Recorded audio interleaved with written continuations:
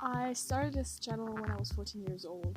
Ever since then, I grew up to the person who I am today, and I've learned so many things about filmmaking, about creativity, about who I am and who I want to become.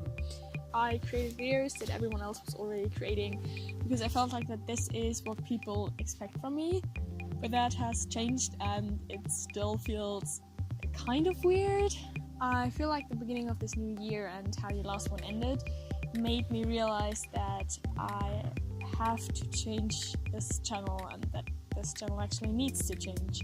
I realized that I need to change the way YouTube works for me in order to grow into the person that I really want to become. Change is the one constant in our lives, and this channel never changed. It was basically the same for the past 4 years, just because I was scared of changing it. I am finally ready to change this entire channel.